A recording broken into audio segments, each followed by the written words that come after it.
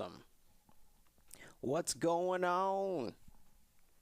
I'm Trey Marshall, and I love mixing, but more importantly, I love mixing live recorded drums. Have I always felt like that? No. I hated it. But now, I love it. I have a few things I want to go over with you real quick. First, let me change some things around here. Okay. We don't need those. Okay, let's talk drums. One of the problems that I've had while mixing drums was when you play back the mix, the drums sound thin and lifeless. So after a couple of run-throughs and going through the same problem, I decided it's time to reevaluate my strategy. So I had to think, how do these tracks interact with one another as well as the mix? My main focus was the kick and the snare, and that was my first mistake. Second mistake was treating my overhead tracks like glorified cymbal tracks. Let me show you what I mean. First, let me get rid of this processing here. Get rid of those. And what I'm going to do is I'm going to solo my overheads.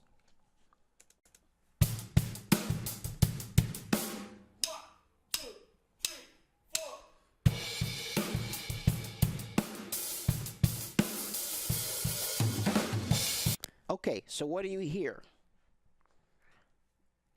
I not only hear cymbals, but I hear kick, I hear snare, I hear the toms, the hi-hat, everything's there. And that's the key. So let's look at my processing here. I'm using Slate Digital's virtual mix rack. And I'm running a virtual channel, a trimmer, just in case you need to flip the phase. But these two guys right here are what's doing the most work, the custom lift and the FGN.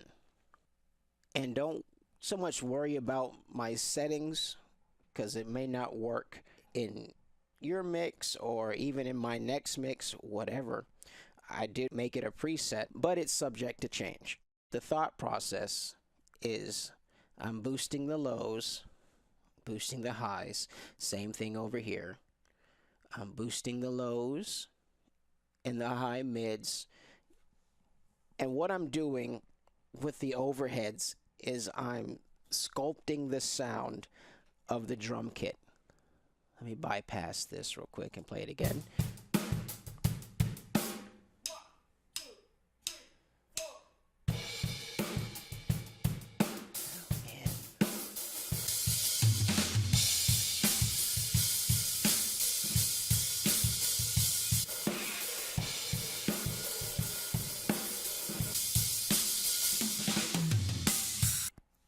Okay, so that's a drastic difference.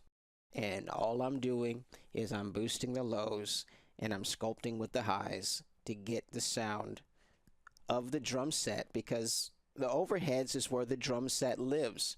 That is a good capture of your natural drum sound. Now, even though this particular plugin is doing some heavy lifting, it's going to make things easier, because what we're doing is we're laying the foundation for our drum sound. So when we get to our close mics, like the kick, snare, toms, hi-hat, everything else, we don't have to work as hard to get the sound, but they're just there to support or build on top of the foundation that we've already set with the overheads. So let's look at my routing real quick. As you can see, I have the regular tracks, and then I also have these aux tracks. So my kick is running through here, snare, top and bottom. So this is basically like the kick track, and this is my snare, so forth. So that's how I use these. Same thing with the toms. These three are going to a tom bus right here. Overheads in the room are going through the drums. And my synths, they're all going to a drum room, which is this track right here. And all these are going to a drum compressor, which is right here. Okay. So let's fit in these other tracks, shall we? We're going to solo the kick, and this is without processing, plus the overheads.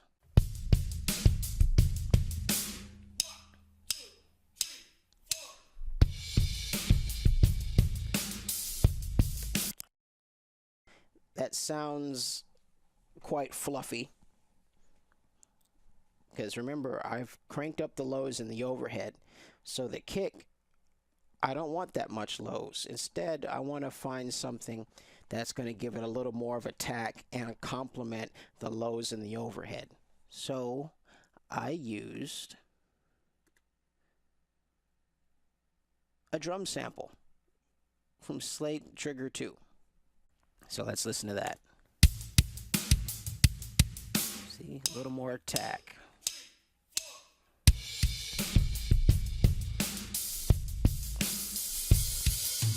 So it's not so fluffy. Oh yeah, just a nice little attack to get rid of all that fluff. And just to give it a little more thud, oops,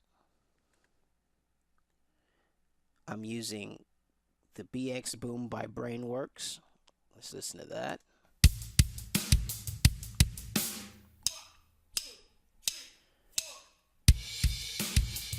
Okay, so that's what I'm running there. Now let's go over to this aux track, which everything is running through. And again, I'm running the virtual mix rack, which is just utilizing some console saturation.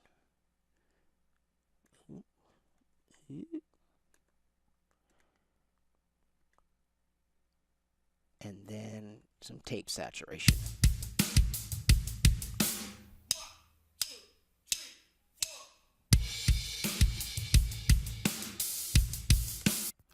Pretty interesting. Okay, so that's my kick. The snare I'm going to save for last because there's another little treat in the snare. So hi-hats and toms, all I've got running on the tracks themselves are trim plugins. And I'll talk about gain staging in a later video. We'll put that in.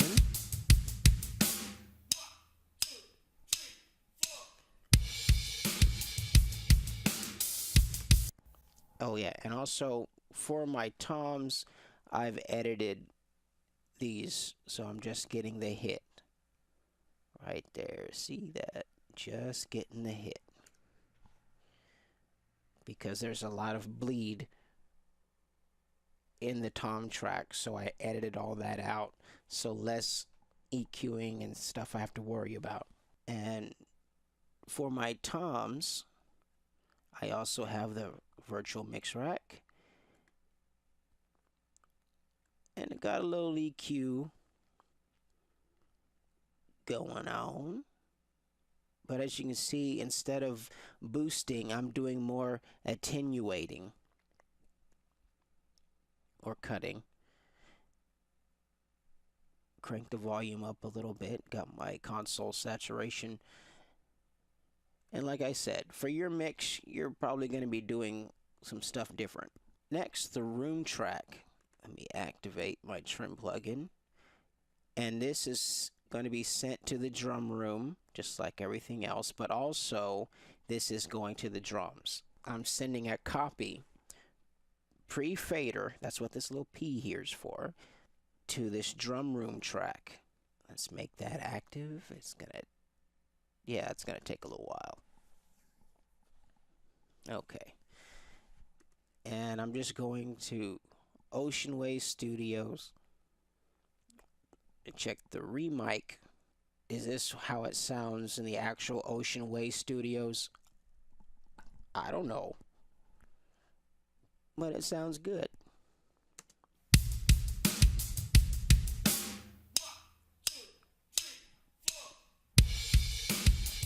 Okay, so there's that. And I also have my tape saturation. Okay, now let's go to the snare real quick. I have a top and bottom snare track which are running through mono snare aux track. So let's listen. Okay.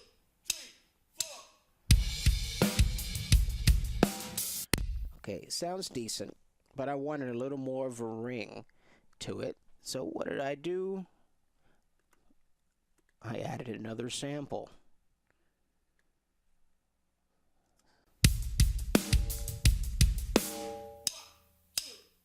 So it gives it a little more of a ring.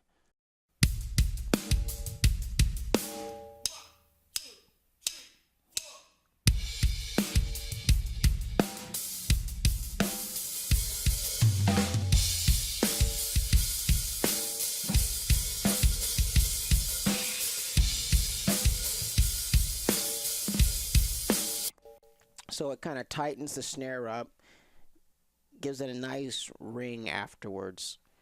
I love it. And underneath that, I have Waves version of the SSL channel strip. So let's see what that's doing.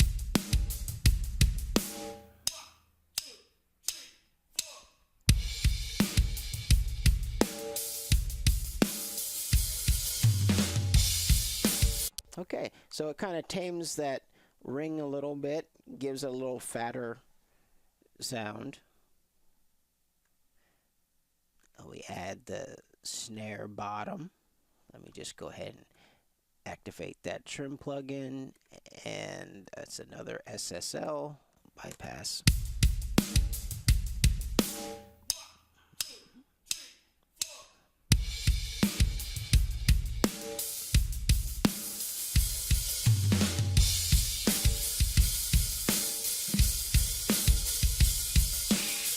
Okay, so it's starting to sound like a drum set.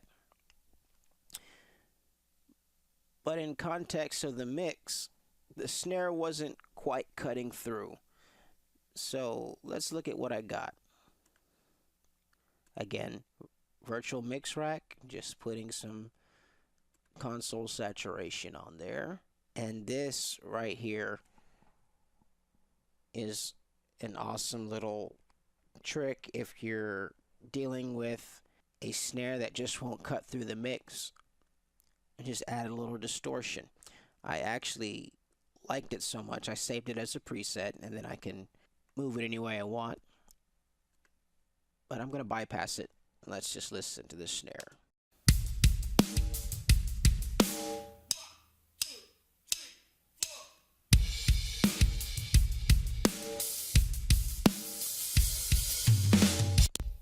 So it's giving a little more oomph. And so everything also is going through a compressor. And I've got the Bomber, the FG SEQ, and the FG401 compressor. Let's just listen to that.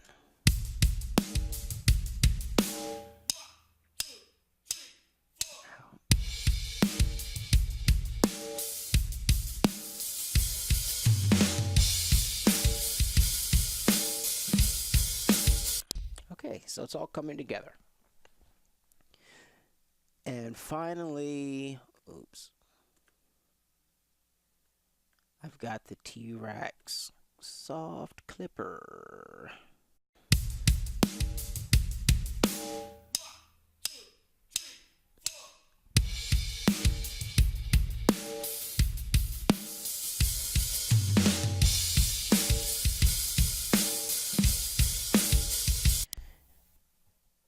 And that's it. That's the drum mix. Now let's fit it all together.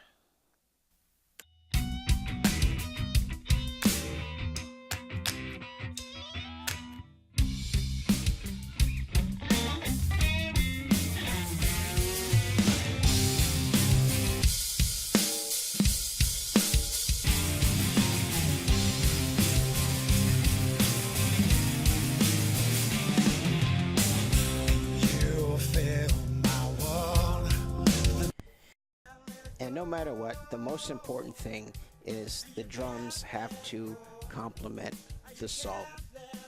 The drum mix isn't so thin, it has a little more life because the life is in the overheads. That's the key. Try it for yourself. Hopefully it works. Hopefully you found some kind of value in this video. Anyway, thanks for watching. I'm Trey Marshall, and until next week, I'm signing out.